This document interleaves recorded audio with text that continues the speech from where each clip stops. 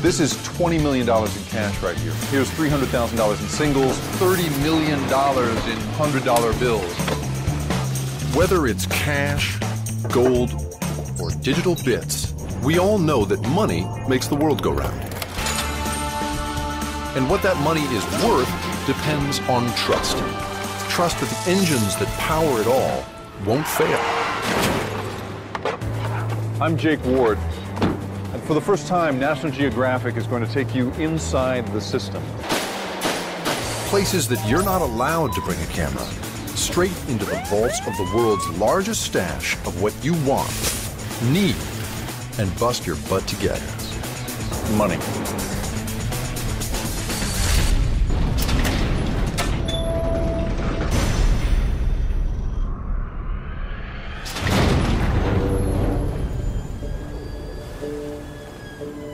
One of the places that truly controls money is the Central Bank of the United States, the Federal Reserve. They count it, store it, move it, inflate it, deflate it, destroy, stabilize, lend, and buy it, and make a profit off of it. But above all, they protect it. And it's not just cash.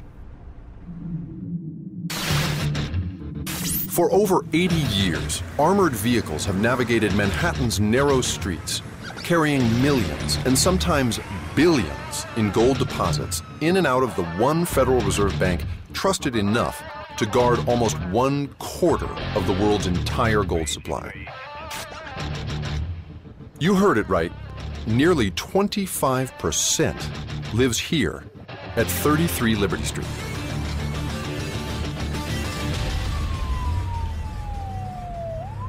Today, a hefty deposit is on its way in, and this driver is the first line of defense. For obvious reasons, we can't really tell you his name, but he's not alone.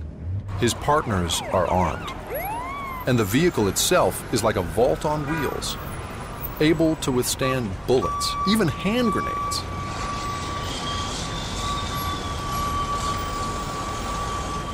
Delivery is a well-choreographed and deadly serious exchange between the driver and the Federal Reserve's police force.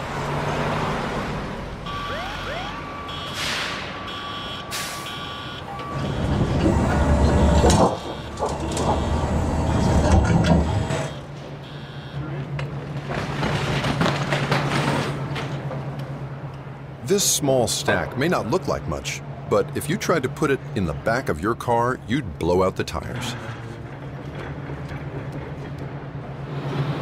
There are a lot of guns here right now. It's kind of nerve-wracking to be around it. The gold is met at the loading dock by the Fed's vault auditor and its custodians. We have over a ton of gold right here, and street value today is over $55 million. Are you still into gold? Like, does gold have an effect on you emotionally, or are you sick of gold? You never get sick of the gold. Yeah, really? It puts a smile on people's faces when they come down to see it, and even puts a smile on our face when we're down there working with it. It just never loses its luster. Our camera crew is making a normally smooth exchange a little hectic. They're obviously a little nervous about it because this is a first. There's not a lot of hanging out with the gold just sitting here. After sorting out who's allowed to go inside with the cameras, they get down to the business of making the deposit.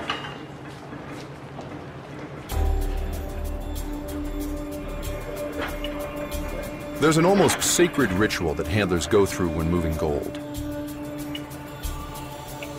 It's all very quiet and solemn, no chit-chat or small talk.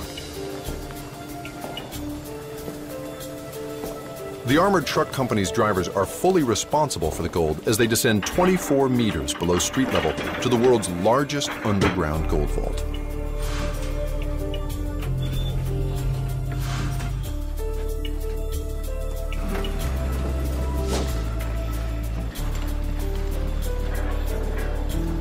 Only at the entrance does it officially become the keep of the New York Fed. And this is the way it's been done since the Fed first opened the vault in 1924.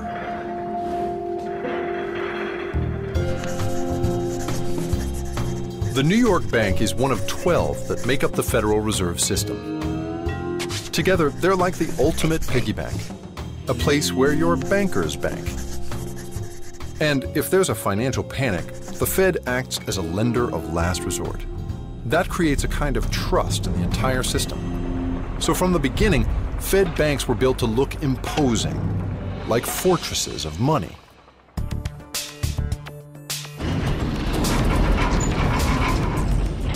The New York Fed's vault rests on bedrock to handle the weight of the gold. Engineers dreamed up an ingenious way to guard it. A 90-ton steel cylinder that revolves vertically in a 140-ton steel and concrete frame. When it rotates, it drops almost 2 centimeters to create an air and watertight seal. No one person is given all of the combinations or keys to the various locking systems, so someone is always watching.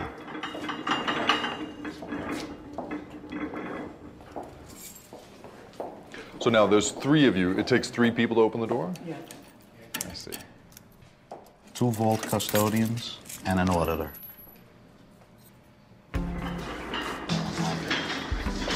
Welcome to about a quarter of the world's official gold supply. Just one of these bars is worth 640,000 US bucks. So we're talking upwards of 380 billion US dollars. The bars are weighed on a good old-fashioned balance scale. Once everything's on, Yeah. you're going to turn the crank. Okay, okay. It's going to be a little, not that difficult, but a little bit, because all that weight will be on it. It's a critical step because each bar is slightly different, making each deposit unique. The scale measures down to 1/3 of a gram. That's about 1/3 of a US paper bill. Still, that's worth about 17 US dollars.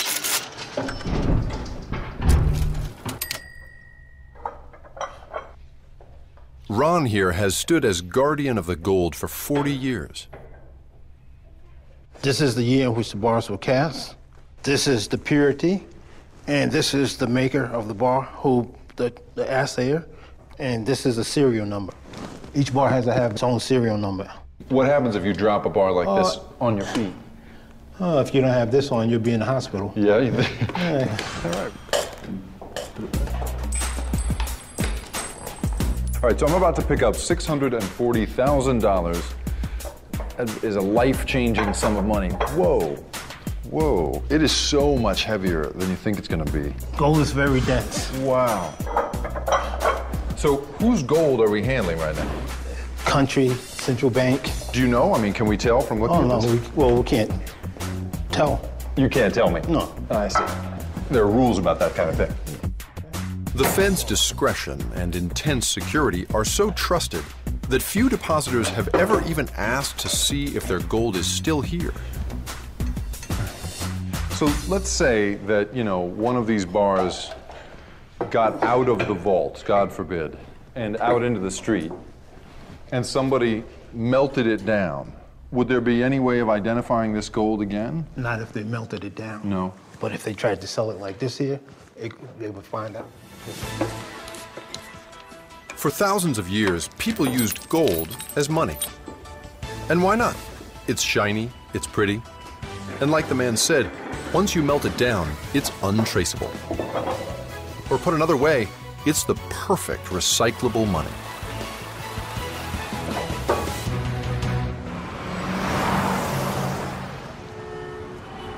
One of the places where this precious metal's given new life is New York's Diamond District. On these 2 blocks of New York, $24 billion in cash changes hands every year.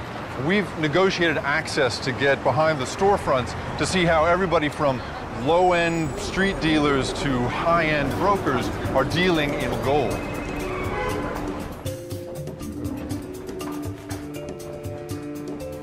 Hello. Hello, how you doing, sir? Very good. Alexander Rogovsky has a hefty chunk of that $24 billion inside his bag. Selling today? Got some gold, got some silver bar. He has gold to sell. a lot of it, and he's about to find out what it's all worth. So I was wondering if you can tell me what I can get for this. Надо что, пускай тянут, реально пускай скажут сумму. Когда если, послушай, если они 14 берут, пускай тянут и 3 недели. Is this 14? Dmitry Nezhinsky is one of hundreds of brokers who work New York's gold district. Business is booming. When there's a financial crisis, people tend to look for security in gold. Here is 18 karat.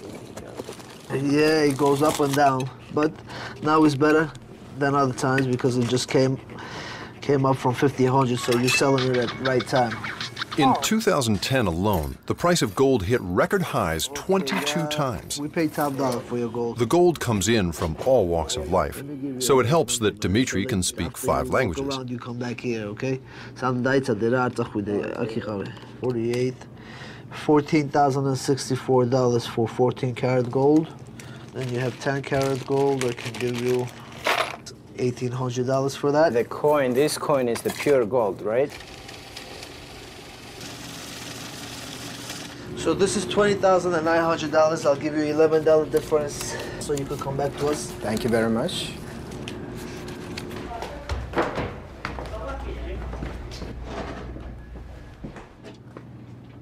Dmitry? Yes, hi. I'm Jake. Hi, how are you? Very nice to meet you. To meet you. Thank you for having me. Sure. And how much do you see in a day? How many people come through here? In a day, it depends. It could be anywhere from 5 to 50, 70 people a day. What happens to the gold once you've gotten it, right? You buy a day's worth of gold. What do you then do with it? Once we buy gold, let's say we buy, this is about $25,000 worth of gold. Okay. Once we buy this gold, we melt it down to a small brick, and then we have it tested and sell it. Can I watch you Sure, melt it down? definitely. Sure. I'd like to see it. Now most of the jewelry we have is 14 karat. The nooks and crannies of the gold district are full of places like this. Millions of dollars flowing in and out. Some, like Dmitry's, even have a foundry in the basement. How are you, my friend? No. Oh my God, you serious? It's the mayor, this guy. Please, man, I wanted to melt it. Not ready? Okay.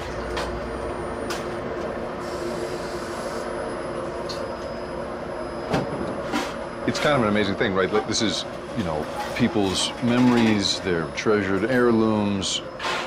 Some of it was in the ground 1,000 years ago, some of it was a pair of earrings 1,000 years ago, and now it's all been melted back down again, and someday it will be somebody else's heirloom. It's crazy how liquid this really is. So, are you sick of gold? I mean, do you still like the look of gold? I love it. You do? I love it, yeah. You do? Yeah, definitely. Who doesn't?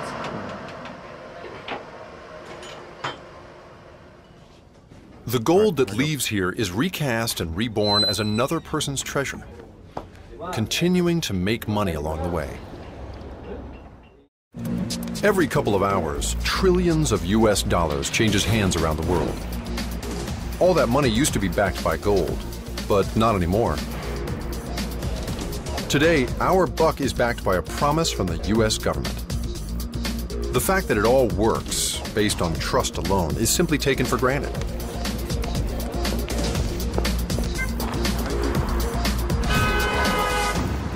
Hi, good morning. I'm trusting this driver with my money and my life, right? I'm trusting that he's not going to cheat me. I'm trusting he's going to take the fastest and most efficient route possible. And I'm trusting him not to kill us both. Ooh. That kind of trust is at the heart of the financial world. The whole system is built on the assumption that our cash and our credit cards and even our bank accounts are worth something. But what I want to know is, who's in charge?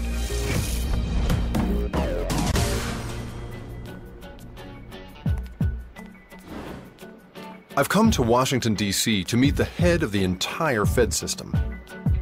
You know, he's been dealt some of the most difficult cards in the history of finance. You said that Mr. Bernanke just happens to be the most powerful nerd on the planet. The Fed that was responsible for this. Sure, the Fed played a role. Federal Reserve Chairman Ben Bernanke is one of the most powerful men in the world when it comes to your money. He holds the reins to our central bank, an institution controlled by both the public and private sector. Hello, how are you? Good, Welcome. Thanks very much for making the time.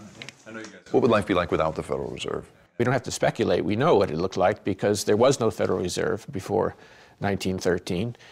During the 19th century, there were periodic financial crises where people would run on the banks and pull out their deposits, where the stock market would crash. When most of us think of bank runs, we think of the stock market crash of 1929. But in 1907, a massive panic threatened to annihilate the economy.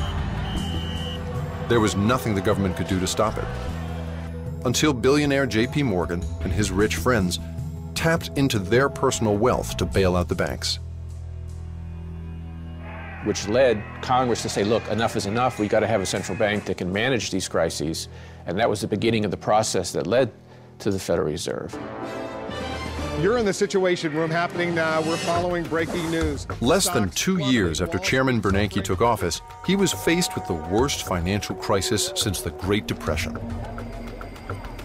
In a panic, when people are pulling all their money out of financial institutions, what the central bank does is provide short-term loans, which help the banks stabilize. And that's what we did during 2008, 2009. But what about those who don't agree with the Fed's actions? They bail out Morgan Stanley and then Goldman Sachs. When I up, who bails me out? No one. And the Federal Reserve.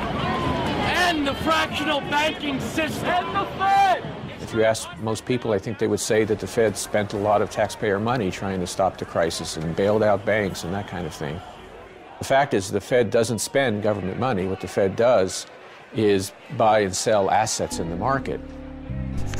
Those assets are U.S. Treasury bonds and government-guaranteed mortgage securities. Or we make short-term loans, which are then repaid. Loans repaid with interest. In the last 3 years, the Fed has given the Treasury $200 billion. That's profit, that's not loss, that's not cost. While decisions in Washington, D.C. affect the state of the nation's wallet, the Fed's 12 regional banks make sure there's enough physical cash to go around. Whether to fill new orders or replace your old worn-out bills, they call here, the Bureau of Engraving and Printing. Because when it comes to trusting your money, first appearances mean everything.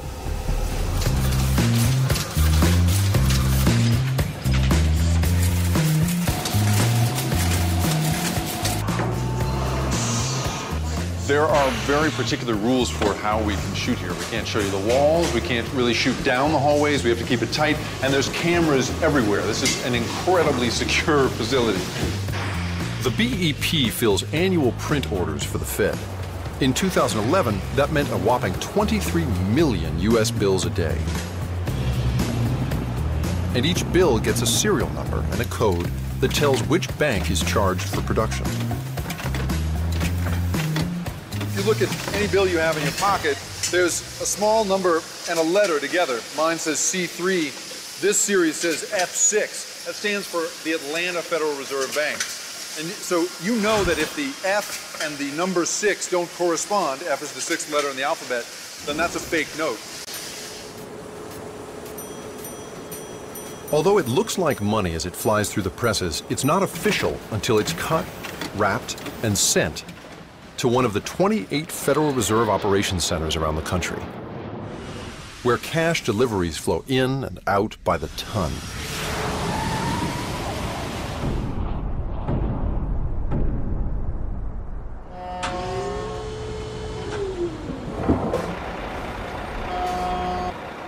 It's 7 a.m., and I just got dropped off in East Rutherford, New Jersey, at the New York Fed's Currency Operations Center, called EROC.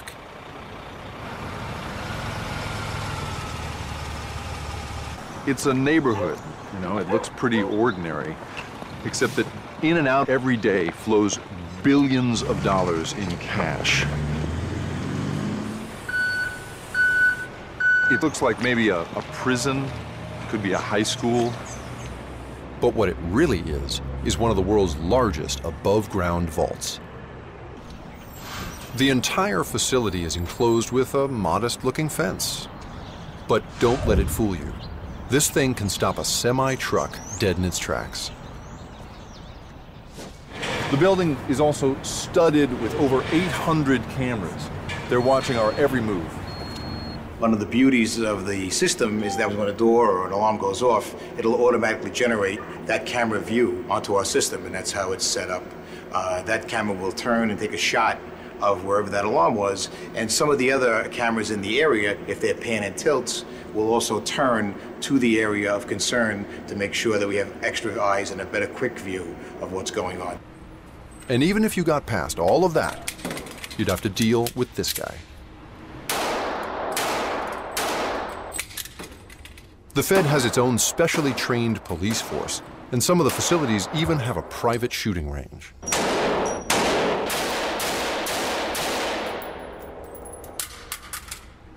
If the building were, just by itself with unarmed guards, do you think that would be enough? It feels to me like a really hard place to break into, even if everybody here was just carrying sort of batons. Do you need the guns? Absolutely. That's what makes us a hard target. You have to understand something, that we're not the ones that set the standards. The people who want to do damage to the facility or the people are the ones that do. We just react to what they do.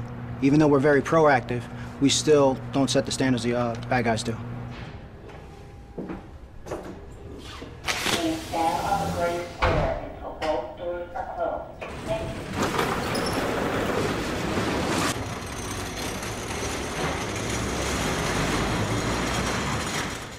If you've ever spent $1 in cash in New York City, that dollar has probably been through this building. This is the hub of all physical currency that would move through this area. It's where your bankers bank. Deposits come in and withdrawals go out to the tune of millions each day. It's entered by the bagful into the Fed's accounts.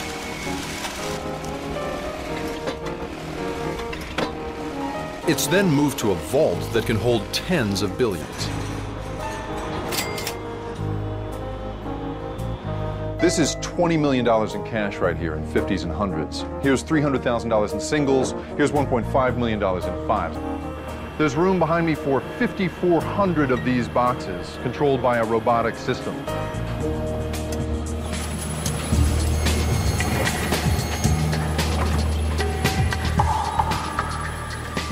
It's like the movie Wall-E in here, except they're pushing cash instead of trash.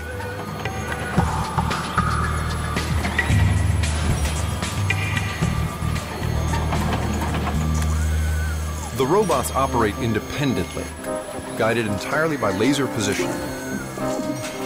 And it's not just about security. They actually save the Fed money in manpower. Cash, especially coin, weighs tons. Here, this is the reject reel. This is where any suspected counterfeit notes, wrong denominator, that reel. At Iraq, Bob Krause is in charge of the whole shebang. Brought over here to the... And what comes in and out of currency ops is his domain. It's $1,000 in quarters. This is $1,000 in quarters right here. Holy cow, that's a lot of money. That is. This is parking meters for the year for me. And laundry. And laundry, all done right now. Wow. Oh, so this is where the nation's loose change ends up.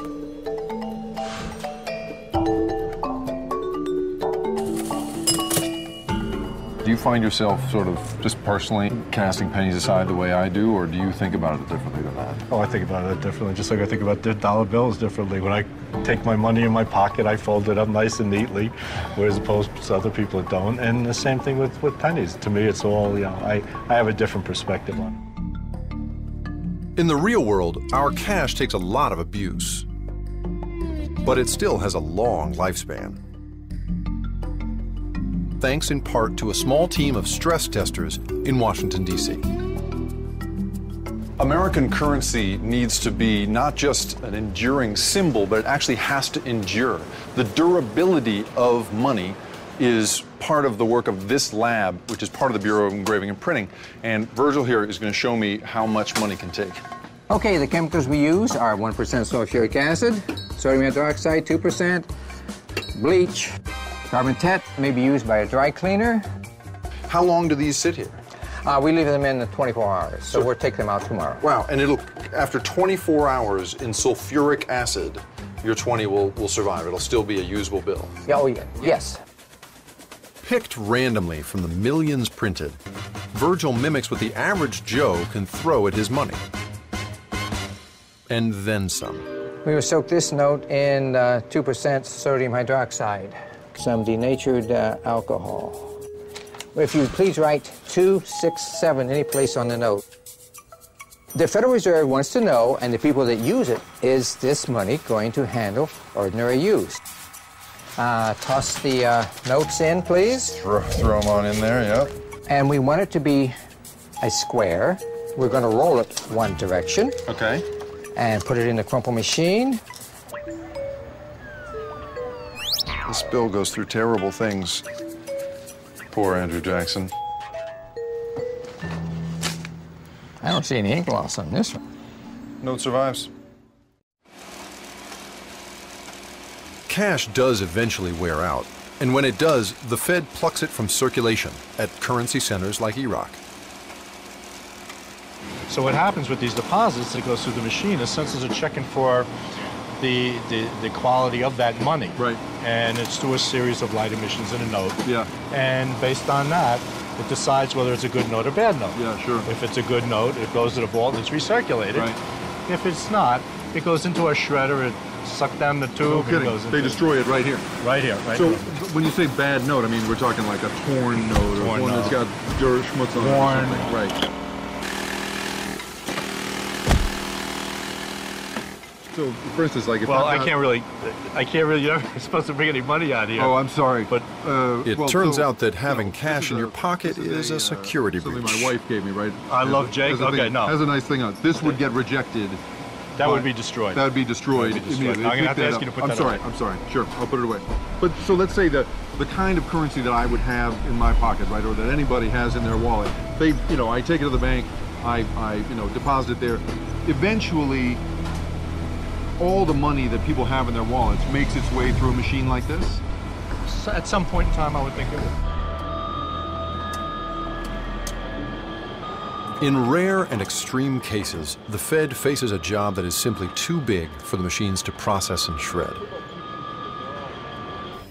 In the months following Hurricane Katrina, the Fed spent a number of weeks burning millions of water-soaked, moldy bills. In all, over 190 million worth of cash. The Fed's most important job during a crisis is to keep money available. Imagine if our ATMs ran dry. Yet when the unthinkable happens, moving money can become a logistical nightmare in an instant. The aircraft involved this morning, American Airlines Flight 11, Boston to Los Angeles. That was the first. What we're about to show you is footage captured on 9/11 from the many New York Federal Reserve security cameras. We really never even got to that close to the building. The explosion blew and it knocked everybody over. These images have never been broadcast before.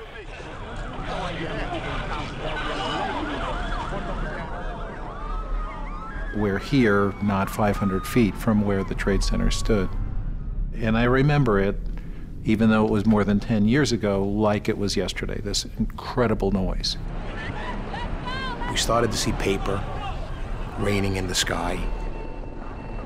When the South Tower collapsed, there was this enormous dust cloud. And then you felt the heat, a block and a half away, through the window of that fireball. You could actually feel the heat against your face. We looked up at our cameras and saw our officers. I think the quote was, "They're running. That's not good. Why are they running?" It was like midnight when that dust cloud enveloped this building. So what the officers did down on the ground floor is they changed the normal command, which is lock the building down, and they opened the doors and they were bringing people in off the street. And then the people started to run into the building. Smoke and ashes and dust and just shock on their face, and it's amazing. And people were running out of the building, and we were trying to tell people, don't run out because you don't know what's out there. The heart of the world's financial center was a war zone. People fled, trading halted, payments froze. Folks are trying to use their cell phones. We're using any means possible to try to communicate. A, know where our staff is and we're accounting for, and B, try to get into contact with the institutions. Nationwide, planes were grounded, and the fear was that the checks they carried wouldn't clear. The biggest challenge you have after something like this as a central bank is you want to prevent a massive human crisis from becoming an economic and financial one as well. On the day of the attack, the Fed issued a simple press release telling the world they were open and operating. They would keep money flowing. What you're really trying to do is make sure that people can still live their lives. Cash is available. They can use checks. They can use debit cards. Small companies that are expecting payments for goods, they can reasonably expect those payments to go on. One of the things that happened in the late afternoon on September 11th, as this mass exodus took place, they would go to ATM machines and take out cash. We were asked by management to get well over $1 billion cash into the city from East Rutherford. Everything was closed, obviously, at that time, highways, bridges. So we made a caravan to bring us over the bridge, and then that money could be brought to a facility that could break it down and send it to all the ATMs and get done what needed to be done. The after effects of the strike on the towers could have been so much worse. One of our base duties was to make sure there wasn't the destruction of confidence in this financial heart of the United States. The Fed's role as a protector doesn't just kick in during a crisis. Every day, teams at processing centers across the country fend off attacks on the currency itself. Which one of these bills is fake? I can't tell, and chances are neither can you. The counterfeit section was really an eye-opener. $300,000, and all of it phony.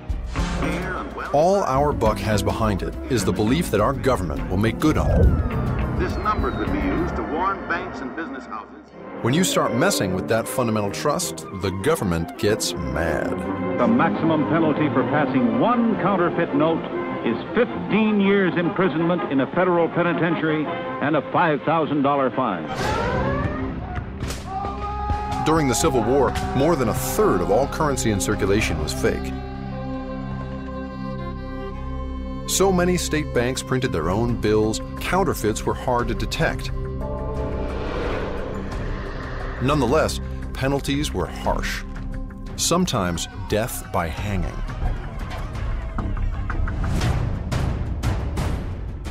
Today, the Fed, Treasury, Secret Service, and the BEP team up to embed U.S. currency with all kinds of tricks that make it tough to copy. It all begins with a single hand-etched plate. Master engraver Chris Madden has been at it for 28 years. There are many innovations, as there has been throughout the history of banknote engraving, to help to deter counterfeiting. It turns out Ben Franklin was one of the first American engravers to create designs to frustrate counterfeiters. You'd pick a leaf off the ground and make an impression of that leaf in the printing press, and that would provide a very unique pattern, because each leaf kind of is unique unto itself, and that would help to deter counterfeiting. And some of the tools have hardly changed since Ben's time.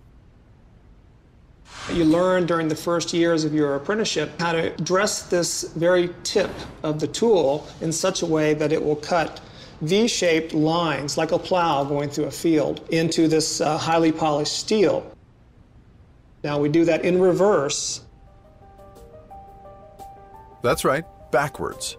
So when it prints, it looks normal. The depth of the cut is a key element in the intaglio printing process. The V-shaped cut will translate the image, but also give you one of the sensory considerations that make intaglio so secure, and that is you get tactility. You feel that. And subconsciously, when I hand a bill at that point of exchange from myself to you, there's a subconscious thing that kicks in that says, well, that feels right. Where the painstaking, quiet work of the engraver ends, the pressman's job begins. This is Donovan. He runs the press. Hello, how are you? Welcome to the Bureau of Engraving and Printing. Thank you. Thank you very much. Hey, can you show me some money? Yeah. Show me the money, right? Show me the money, please. I'll show you all the money you want to see over here. I'll tell you right now, this is not a good job for me. Next time we'll build these presses a little higher to accommodate that would have been nice. All right, so what we have here is the back printing process on the Super Orloff Intaglio. And you're looking at ink in the engraving. So the sheet is going to come right on top of your head right here. Yeah. And it comes down and it goes between those two cylinders, the impression cylinder and the plate cylinder. How much pressure ends up between those two plates? Yes. On the back you'll get 40 to 50, on the face you get 50 to 60 tons of pressure, forcing the paper into these images of our currency and getting the ink to be embedded, force it into the paper itself. So it's not laying on the surface. Right. So as a copy counterfeit note would look like. Right. I feel like here comes the money. So here comes the thunder. That thumping noise you're hearing is that pressure being applied. The smell of the inks is strong, huh? I mean, it feels like they have a very powerful scent. The BEP uses more than 4 types of ink that dry separately to prevent smudging. Some can shift color tone when seen from different angles. The paper is a combination of cotton and linen. The printer pounds words into it so small that they can only be seen under magnification. What's a piece of microprinting, for instance? You could look, and I'll point it out to you. Wow.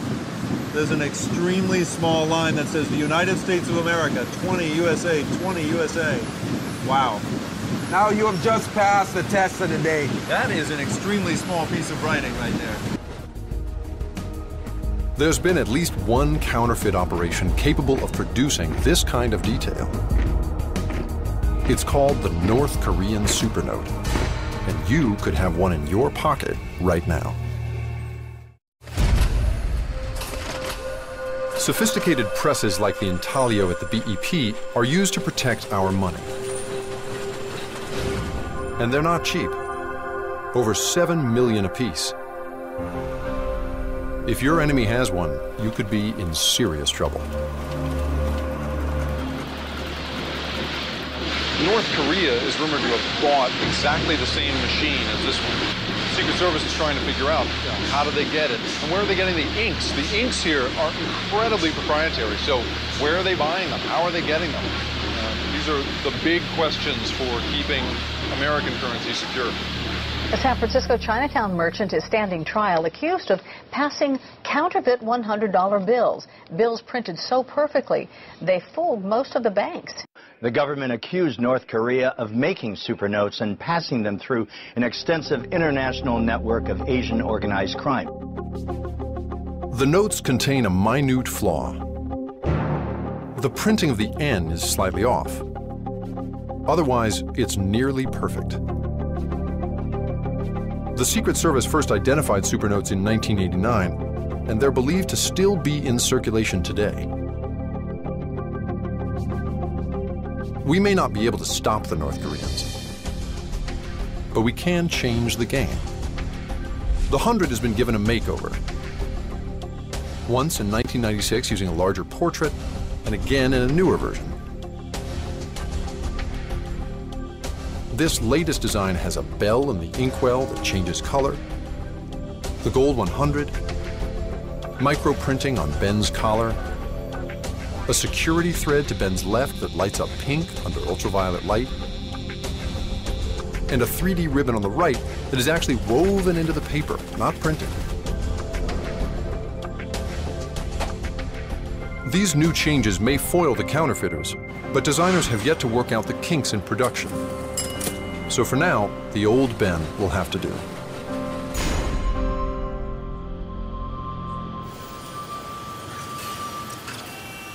Protecting the physical cash is one thing, but it's the Fed's cyber vault that is under constant siege.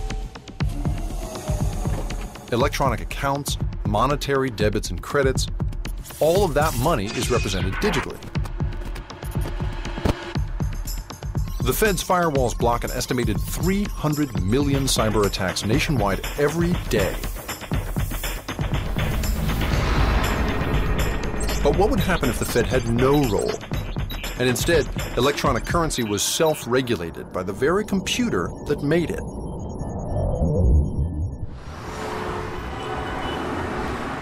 It turns out that there's a way to produce money without having to engrave it or print it. You can really just make it up out of nothing. That's the deal with an internet currency called Bitcoin. Anyone can use it, but it's not like a payment system where you need a bank or a credit card. Its value is the code itself. So thanks, as always, for joining me on the Bitcoin Show. Don't forget to tune in tomorrow at One major Bitcoin owner created a web series about it. They call him Mr. Bitcoin. So tune in tomorrow. We'll see you then. Hey, Bruce. How's it going? Hi, I'm Jake. Hi, Jake. Great Sorry to meet you. I hope I didn't, No. We just wrapped it up. Come on in, check it out. This is our studio where we tape the Bitcoin Show. Wow, I really alpaca rug. I like your alpaca rug. I was just going to say. Digital currency. Bitcoins are digital coins. Bitcoins are basically just digital coins traded between computers. You can log on and mine for them like virtual gold, or buy them from another Bitcoin user. The writer of the program remains anonymous and created a finite amount. Like gold, the value changes daily. You can buy video games, gifts, books, computers, even alpaca socks. You see down here at the bottom, they've got the Bitcoin Accepted Here logo. Will people buy houses, boats with this? What's the limit? There's no limit. You can send, a millionth of a penny or $1 million, the password to the But there's also no Federal Reserve backing it up.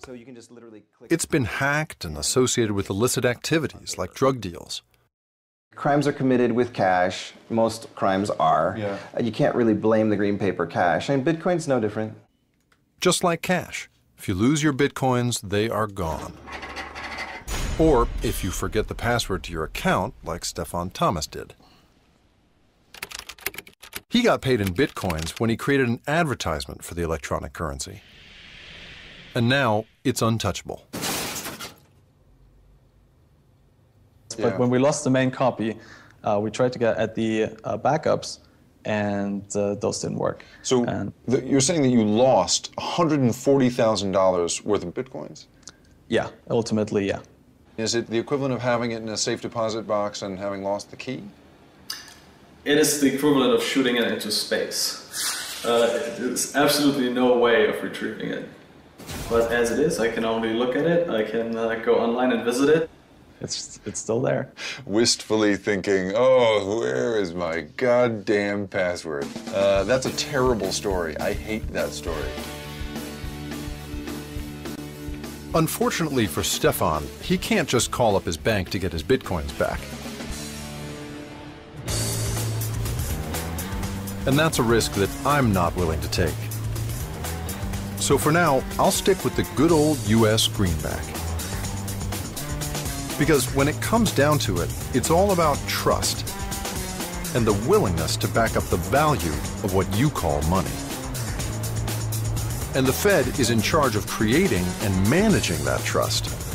Whether you make money, save money, or spend money, you are putting your trust in the Federal Reserve.